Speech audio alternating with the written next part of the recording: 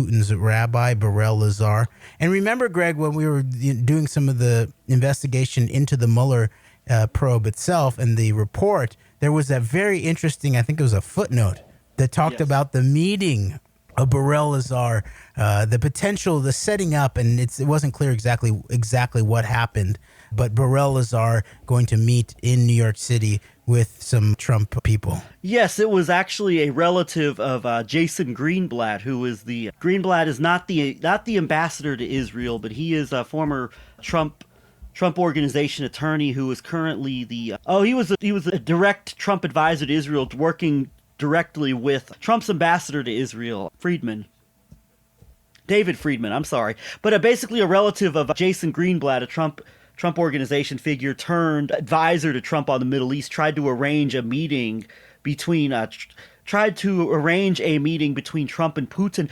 But, however, Rabbi Burrell Lazar did attend a Trump Tower meeting, which, interestingly enough, was going on took place around the timing of all the much more publicized Trump Tower meetings with Donald Trump Jr. So I believe that is the context of this footnote you mentioned in the Mueller report. Anyhow, let's begin to wrap up and let's get back into some of the dynamics of the current events taking place, and that goes back to, I wanted to get into this because we saw this a lot play out with the debates, as well as aspects of even information that was not publicized out of the recent Michael Cohen tell-all book, and that goes back to a narrative, to a dynamic that we've long analyzed, and that is like the largely artificial nature of like this war between Donald Trump and the media. And we've seen it play out in terms of the last two debates. Well, the first debate was a complete mess hosted by Chris Wallace, and then the second dueling town halls with the hostile NBC host that kept trying to hurt poor Donald. Now you've got the third debate coming up. But we've talked a lot about like this dynamics that's going on with Chris Wallace being portrayed as the ultimate enemy to Trump and all this and that, and then the nature surrounding these things. And what we're seeing, though, and this goes back, it's very startling, the reality of this, when you think about at first 2016 and how all this stuff was allowed to get out there about Clinton and literal pedophile rings coming from the Democrats as in relation from all of the stuff that came out with the Wiener laptop and the October surprise in 2016. And it's even more staggering now with all these claims going around about even the Bidens being involved with sex crimes against children and all this and that. And the fact that still, even to this day, with all the perceived constant hostile opposition to Trump and all the nonstop attempts to destroy the man, you never, by and large, still a very large media, I would say gag on order, almost seems like a gag order in a lot of ways, on so many of the most actually damning aspects and allegations and claims that are out there, I would say with at least some corroborating evidence based on a pattern with the way Trump talks about the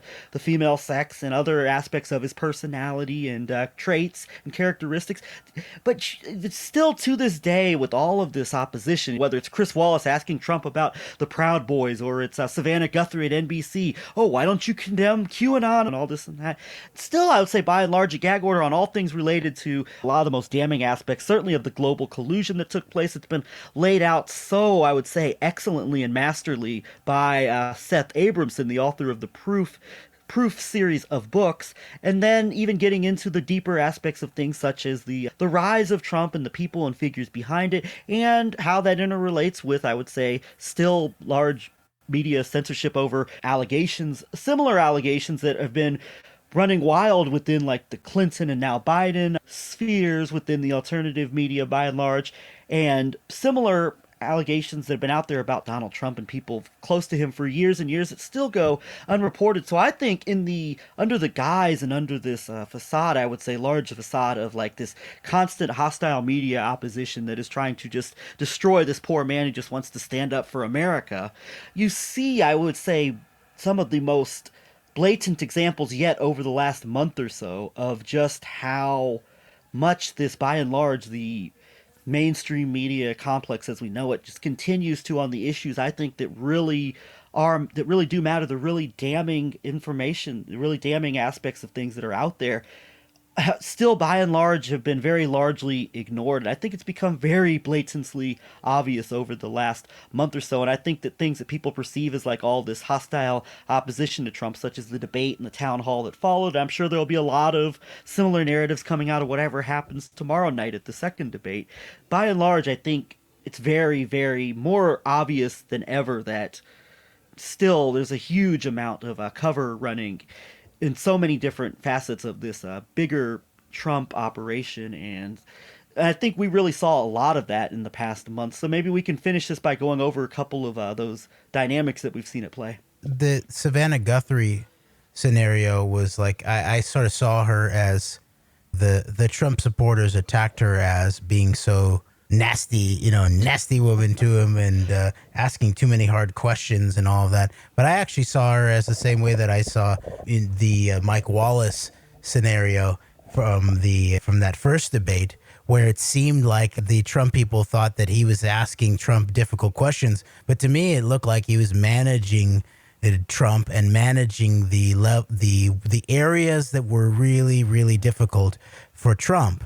And as we talked about the background, the Mike Wallace background there, and the infamous picture, the Maxwell, right? The infamous picture there is. Yeah, nobody mentioned that. I mean, you hear constantly, oh, remember how big of a deal it was that the C-SPAN person was supposed to moderate the second debate that never happened. Oh, there was communication with Biden and all this and that. You heard nonstop about that throughout the media, but I don't think there's been a peep uttered about the Mike Wallace relationship. And people might find that interesting, that even in condemning Chris Wallace, Trump always makes sure to praise the great Mike Wallace in relation to that. How come nobody's intrigued by this? I know. And so then Savannah... On Robert Maxwell's yacht, the Lady Ghislaine, along with one of the architects of the Promise treason operation in the 1980s, Senator John Tower, also there as well. So, and I never actually thought about the twists and turns of Epstein, the Epstein network, if you think about that generation of Maxwell there, right, and the relationship with Khashoggi, right? And then it turns into Epstein, and who is Epstein really closely affiliated with? I believe picture of him on his desk working with him is the Saudi crown prince, Mohammed bin Salman, during the 2016 election, right? And he was at one of the nodal points of that, from the Middle Eastern perspective, right? You're looking at the UAE and Saudi Arabia, and then Israel is the superfix point there, but then also Egypt. Recent story coming out that this really a lot of suspicion about this bank that was being investigated in the midst of the Mueller investigation, where they shut down an entire floor of a court building, and people thought it might have been a Russian bank potentially, or maybe a Chinese bank, but it turns out that it was an Egyptian bank. Right. And so this is not often really dealt with. Of course, like you talked about, Abramson has this really down in ways that almost no one else really has put into long form, like a book, in the way that he has. But Al-Sisi and Egypt was deeply part of this operation. And so I'm just thinking about the Khashoggi and how then the nephew Khashoggi, who is like he's at the epicenter, Jamal, he's at the epicenter of like a certain Saudi set. He can be seen as a loyalist of some sort, who goes from, remember those pictures of him with the Mujahideen and with the Bin Laden back in the hills of Afghanistan, and of course that whole background there. And I can't remember why at one point we're actually going to do a deep dive into the Charlie Wilson's war, the Israeli intelligence operating out of his office. And there's a very interesting story there that is, there's a certain Afghanistan unknown that is as big in certain ways as this Iranian manufactured hostage crisis scenario is unknown in terms of its real deep origins. But then this now current moment, with where you have Jamal Khashoggi as like the on the run dissident of who, with Epstein as the next generation of the Maxwell network, who was tied deeply into the previous generation, Khashoggi, Adnan, and now someone like Jamal Khashoggi is targeted for assassination by even aspects, obviously, of the Epstein network in terms of MBS and the usage of Pegasus, Israeli military intelligence, NSO group software, right? NSO group, Michael Flynn, deep in the mix there, Rod Rosenstein, creating the limitations of the special counsel's investigation into Trump Russia, ends up sort of flops out in his lawyer job after leaving DAG, Deputy Attorney General of the United States, and he ends up being legal counsel to the Israeli military intelligence NSO group. But there's also there was a high level advisor, I don't know if she's still there, in the Biden campaign, who's also an NSO advisor too. And the UAE dynamics, actually, of the Khashoggi assassination operation, I think, are still really not quite understood. Greg, you remember when we were in D.C. and we went to this event, actually, the Middle East Policy Institute or something like that, the Middle East Institute. Do you remember this in a room Yes, in the Senate building? Yes, I remember this. Yes, I believe that group, it has been funded to the tune of millions and millions of dollars by, I believe is it Otabi, the UAE sort of rock star ambassador, who is basically the lieutenant of MBZ in UAE, basically. And Khashoggi, and this story, as far as I'm aware of, it's never been really looked into. But supposedly and Khashoggi's then, I think it was his fiance maybe, or his wife or something like that, is actually suing the Saudis, I think, for his death. And it's actually in Virginia, because supposedly he was being targeted while he was in Virginia, right? And the Pegasus software was supposedly operating via his buddy Aziz, I think his name is, in Canada. But this institute, I believe Khashoggi worked at this institute that was being deeply financed by the UAE. And now what we know in terms of this, what's uncloaked in terms of the Israeli-Arab peace deal, so-called, the normalization, all of that, the background of this, of course, is cyber weapons. That's some of the deep background. Now, the foreground of it is now F-35s going to the UAE and more weaponry to the Israelis additionally. But in the background here is this aspect of the 2016 operation, Israeli intelligence, and then you can see then the assassination of Jamal Khashoggi, the key American-located dissident, expatriate of the new Saudi regime. And he really was a loyalist. Like he really was at some level a reformist in many ways of the kingdom.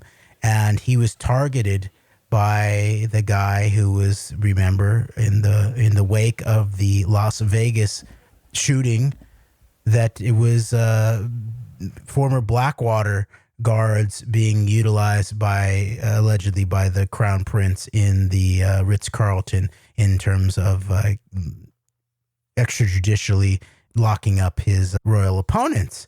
And so there is a lot going on here. And so I was just thinking, I just thought through that the very strange flipping of the intergenerational dynamics of the elder Maxwell, Wallace, Khashoggi, Trump generation, and then into the newer Epstein, MBS, where the younger Khashoggi becomes the target for assassination.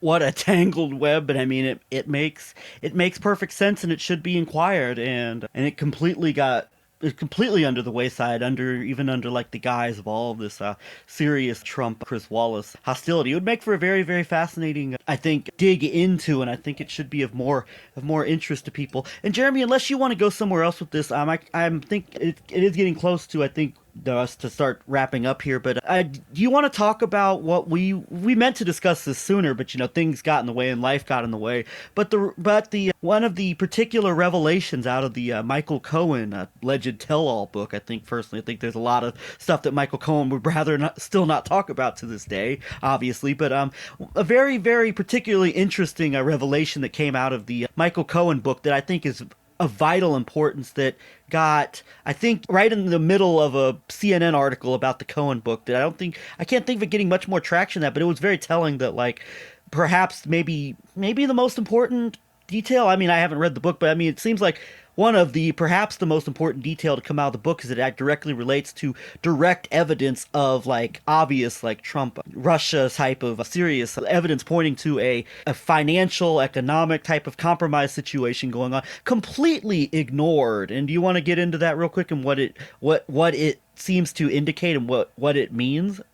Yeah. So Cohen says that it was just open that Trump believed when Rybolovlev bought his house for more than double what he paid for it, the one that he elbowed Epstein out of the way, that looks to be actually the real reason why Trump, quote unquote, cooperated with the police, the investigators around Epstein, was he actually used what he knew about Epstein and his network because he was part of it.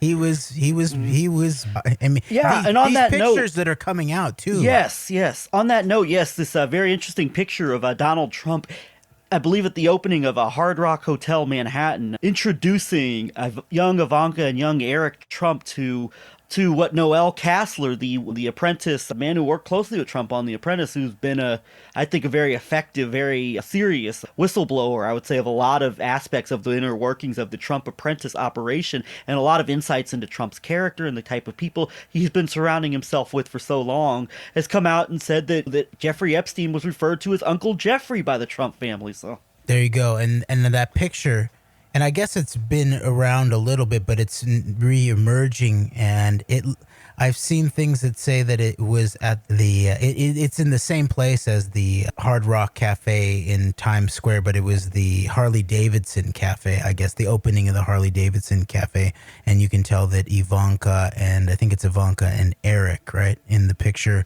are pretty young, and the way Donald's even, like, touching them is weird. And he's right next to Epstein, and then there's this very creepy guy in the background who's sort of staring at them in a real creepy way.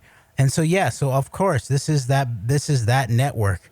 And so Donald Trump, when he sold this house to Rybolovlev for, I think it's around $100 million, something like that, and Trump told Cohen says that Trump told Cohen that he believed that Vladimir Putin had bought the house from him, and that it was basically Rybolovlev was just an intermediary or a cutout of some sort. And if that's true, it is just stunning evidence in terms of the cultivation of Trump as the Putin asset in many ways. If you think back even to the counterintelligence acronym of MICE, mice, of money, ideology. I think C is like compromise or corruption, and then E is ego. And you see with Trump that it's everything but ideology, basically, at some level, right? There's a corrupt intent here in terms of the usage, very likely, of real estate in terms of as a gift, as some kind of gift, and emolument of some sort, or even a money laundering kind of operation, which is obviously the renowned, notorious aspects of the Russian mafia's involvement in Trump properties more generally and more globally. But it's not only that, it's also just the money itself. He thinks it's coming from Putin. Putin's the one that gave me the 50 mil extra. This is what a guy. And then, of course, ego. He obviously, the way Trump sees it is he thinks I'm an important guy. You know, he's important. He knows who I am.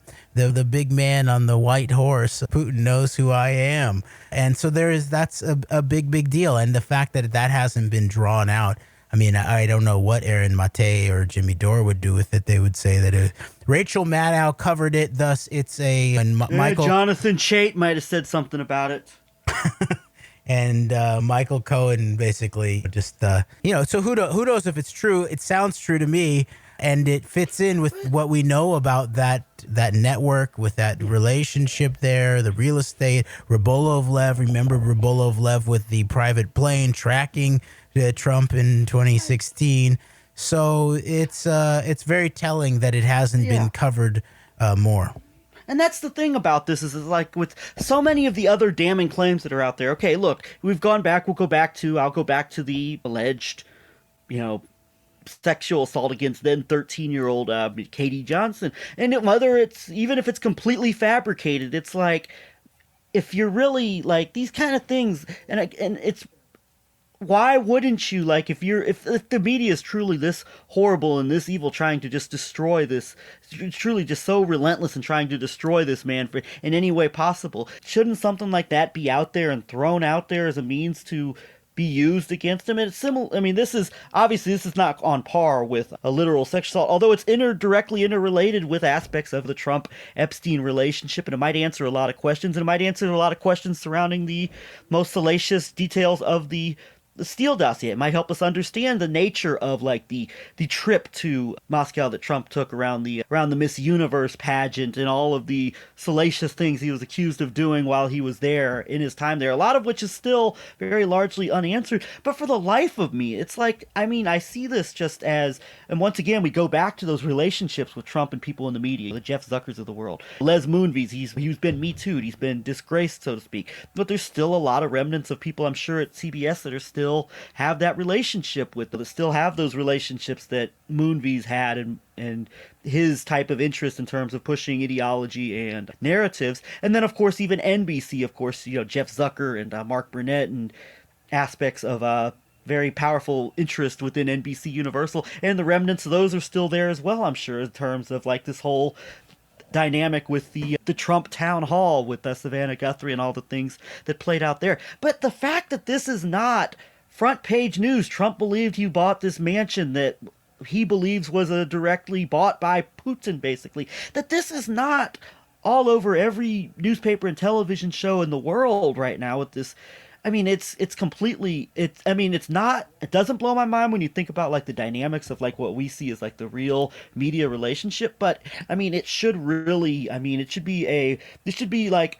should be a headline everywhere in the world, but it's not. And that to me is just another indicator of like all of this with the media and what we see going on. This perception is just not based in reality, that by and large there is serious cover running and continues to this day on, I think, so many of the things that are actually really would answer so many, I think, could help us fill in the blanks on so many questions right now, but they don't even receive the time of day. It's so true. And if we're ever to be able to move beyond this 11-9 Trump era, it's actually going to be this question of the media that is going to be the most difficult thing for people to need to get, actually, because it's so flipped around at this point, as if like they're actually really out to get him, these big media conglomerates. The very most that they're doing is soft rolling the really serious stuff. But a lot of it looks like they're actually they're PRing him for him. They're Maggie Haberman him. This is an extension of one of the dynamics that we've pointed out that I did not understand this 4 years ago when I looked at like everybody's so hostile to him and there's something different about him because of the way the media treats him. I never supported Trump, but I bought into that. And I saw he was treated they're so mean to him. But underneath that, like what took me some time to understand, you talked about like the PR dynamics and yeah, and I mean, Savannah Guthrie, like at the debate, her questions to him, she basically played the perfect way, although his supporters saw her as attacking him, but she allowed they see anybody who's not as sycophantic as Sean Hannity is attacking him.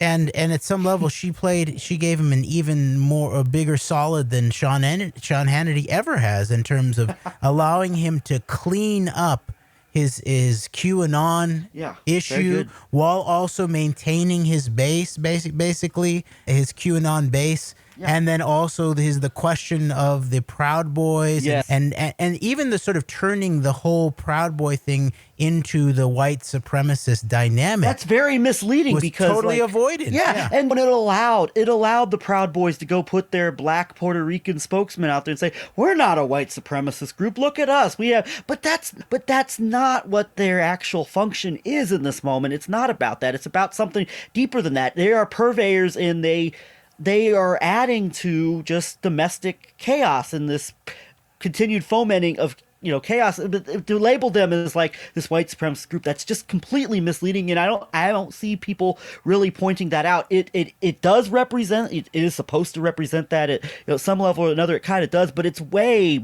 much more layered and nuanced. It's much deeper than that, and that was done. That definitely was done, and you still had like a largely a misunderstanding of what what seems to really be going on with that operation. And then with QAnon, it's ridiculous. I think somebody pointed out how CNN, like in the headline about Trump being asked about QAnon, they don't even mention. And it's crazy because you'd think like, what were all the Alex Joneses of the world saying when the Trump Epstein video came out of Trump and Epstein at the party together, and Trump apparently being so shameless that even he causes Epstein to double over in embarrassed laughter over something Trump's saying. What was the response to that? Oh, the media only wants to focus on, or Alex Acosta, right? Oh, Trump's labor secretary helped Epstein get a sweetheart deal. Oh, they're only focusing on that because they want to lump in Epstein with Trump to try and destroy him to cover for the Clintons, right? And the Democrats. But meanwhile, you have a prime, classic, perfect opportunity to bring up the Trump Epstein stuff, and you don't even touch it in the guise of letting Trump say that he's with the QAnon people, that, oh, I'm against the pedophiles just like they are. Every time he's been asked about QAnon or any of this stuff, it serves to benefit him, and this was no different, and this was probably the best example yet. And it's happened a number of times in recent months, but you have a golden opportunity to raise some of these serious concerns, and it never happens. Yeah, and I just want to make one more concurrence on that, and then the Proud Boys before we wrap up. I think you're exactly correct about this, is that Guthrie ultimately played into the role of allowing Donald Trump. First of all, she played both roles ultimately, right? She let him sort of play, she PR'd him so he could be against pedophilia.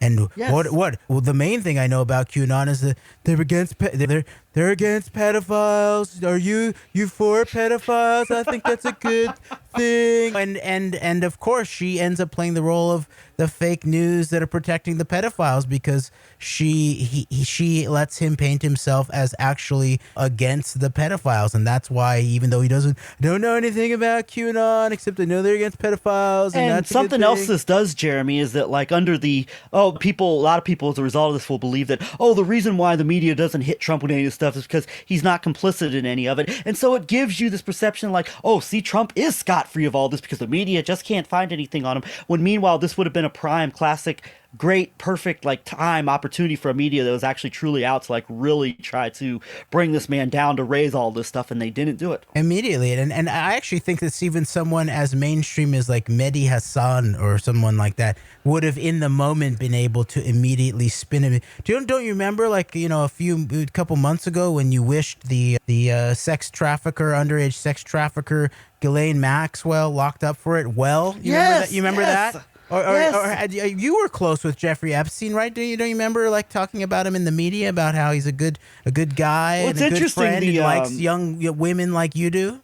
Even the Saturday Night Live spoof of the dueling town halls mentioned Jeffrey Epstein, but it's kind of interesting that the entertainment portion of NBC would do that when the quote-unquote news portion would not. That's a good point.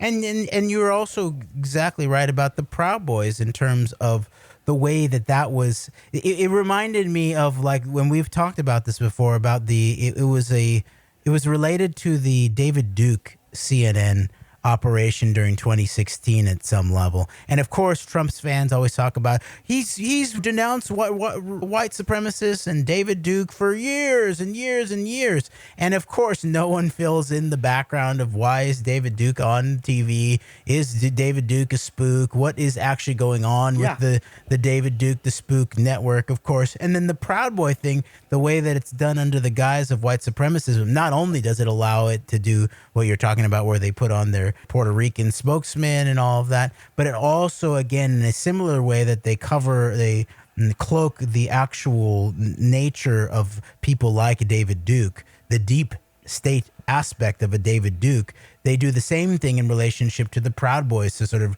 paint it as if it's a white supremacist, where what they really are is agents of chaos and conduits for political violence, both expressed on the streets, but also injected into the political conversation.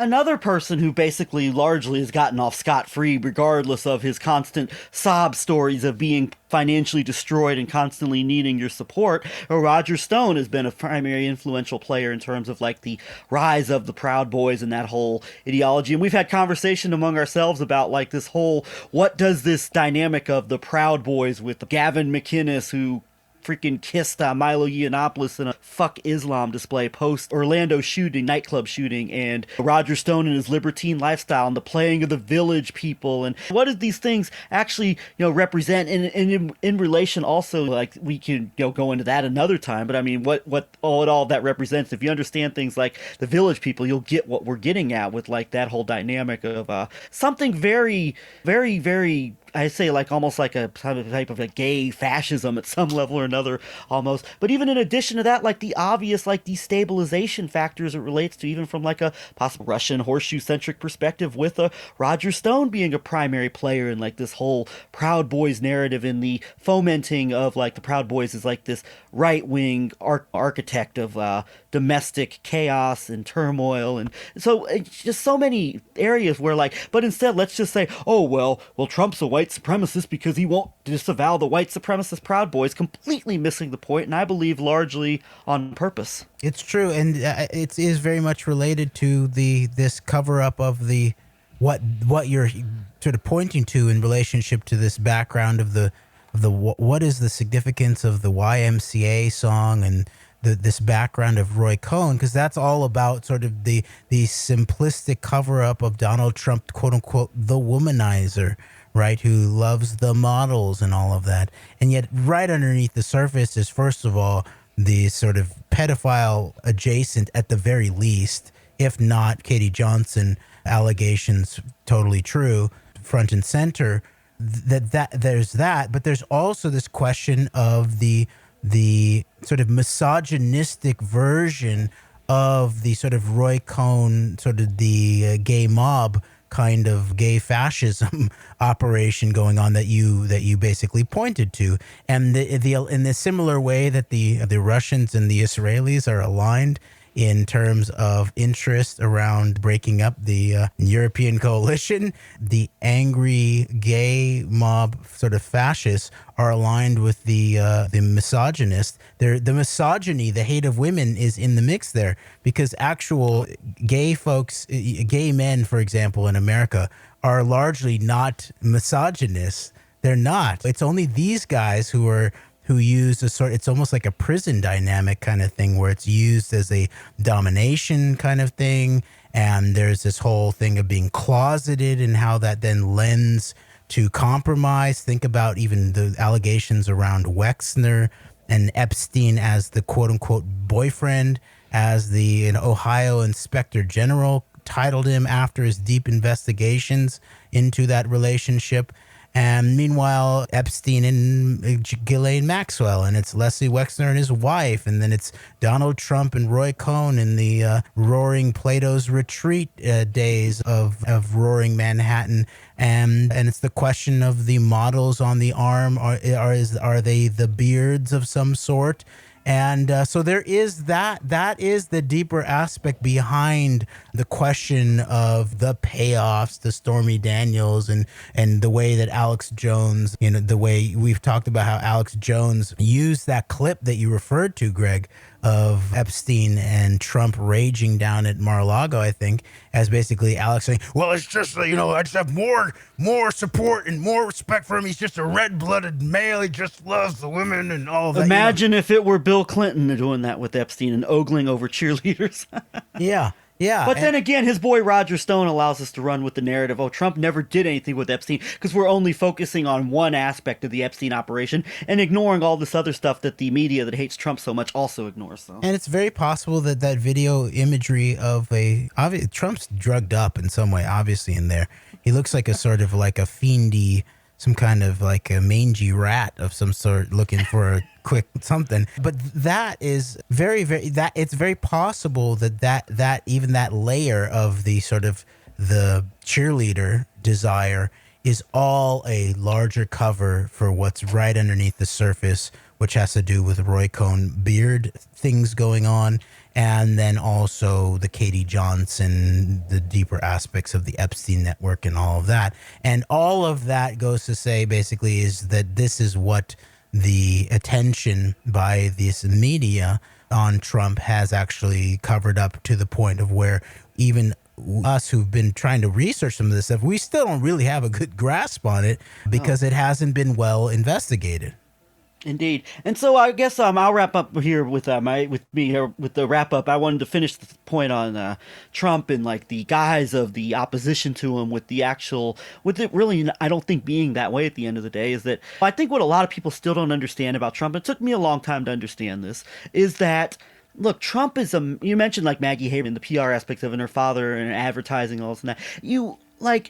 Trump is unlike anything we've ever seen before in like American politics in terms of being, and if his ability, like he's somebody who he's not a politician. He was a creation and a fixture of the New York tabloid press and media. He has been specializing in handling like this kind of media with all like the gossipy, tabloidy reality, basically predecessor to the reality show TMZ era media in the New York press for decades. And we've never seen anything like this where like you see under the guise of attacks, but like when you have all of this nonstop like gossip and tabloidy type of talk around Trump and, oh my, is he this or is he that? Oh my gosh, he says all these terrible things about people without actually laying any context or insight into like the real problems, the real criminal nature and of the long-term and current operations taking place around this man in every facet of his life and of his financial aspect of things, personal life, social life.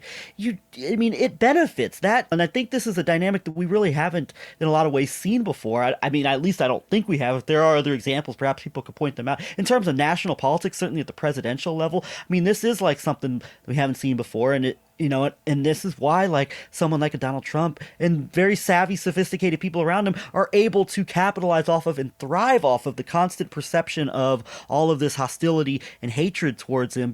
And it is a dynamic. It took me a while to understand it. I'm still trying to understand it, but I see a lot of that playing out with what's going on in the current moment. Yes. Well, all right, let's call it an evening, I think, and let's hook back up tomorrow in relationship to this next stage of the circus. And Greg, I want to play our newly updated intro for the outro today, and maybe get some feedback from people. It's a little hectic, a little chaotic, but it's a little bit more personalized, where our voices are sort of in there a little bit, and you can listen for Dennis Ross in the background quoting Daniel Patrick Moynihan about they're allowed their own opinions, you're just not allowed your own facts. And then listen for Greg saying take your own advice, and then you can listen for me saying go look up September and the microphone sort of cutting off right at that moment. Yeah. And so it brings in some of our history at the Kansas City Public Library, and then a final reference to Vice President Biden in 2009. Oh, and saying, real quick, go ahead. Jerry, if I had your hair, Jerry, I'd be president. Or something like that. I might have been. Yeah. More cogent, I think, much more cogent version of Joe Biden. But just real quick with that Dennis Ross, I'll throw in one more thing about Dennis Ross, is that add Dennis Ross to the list of cheerleaders who have been very, very happy about all these, quote, peace deals being made that are reshaping the Middle East under Trump. So, and even in that lecture there, Truman in Israel at the Kansas City Public Library, he mentioned what exactly was going to be happening, really, in terms of the he talked about his friends who talked about the first Sunni Jewish state, Israel, and he was talking about this deep relationship. He was beginning to uncloak it publicly in terms of the UAE-Saudi relationship things with that he Israel. would have been privy, probably aspects of the 2016 operation that he would have been privy about in like behind closed doors type of settings too. So that's a good point too, actually, because I believe that he was associated actually with Wikistrat at some point, which was at the epicenter of the Israeli intelligence beckoning of Indeed. the 2016 operation. And so some other time, too, that makes me think about going deeper back into, we've explored a little bit of the background of Finkelstein, Arthur Finkelstein, and Finky's kids, but we've looked mainly into the international dynamics of that and him helping install Netanyahu in 96, and then his role with Orban and that whole sphere. But we never really went back to look at what his actual role was in mainstreaming or mainlining Trump into the Republican mainstream in the run-up to the RNC, because that was actually what was thought to be part of the Israeli intelligence operation that the Senate Intelligence report on the counterintelligence aspects of 2016 said never went anywhere. But so, and the way I'd posed it to Seth Abramson was that it's very likely that they didn't need to use the Israeli intelligence operations in relationship to the RNC and to get Trump installed at the convention, because they had Arthur Finkelstein and his network, who is also involved, obviously, with like the highest levels of Israeli power in terms of Netanyahu and all of that. So I would, at some point, I think we should delve in to that story, which I believe has not been told anywhere, was what was the role of Arthur Finkelstein individually, personally, in relationship to as maybe the key player politically in terms of launching the 2016 Trump operation into the heart of the Republican Party. most definitely, and definitely we'll love to revisit that at some point. But until then, let's play this intro and get on out of here. And it's good to be back in the saddle. Thank you. Thank you, Greg. AnteDote, we out. We must speak the truth about terror. Let us never tolerate outrageous conspiracy theories, malicious lies that attempt to shift the blame away from the terrorists themselves. What happens? I tell you what happens. Blam! I have a window that looks directly at the World Trade Center, and I saw... No collusion! Shit's getting way too complicated for me. Jerry, if I'd your head, be president.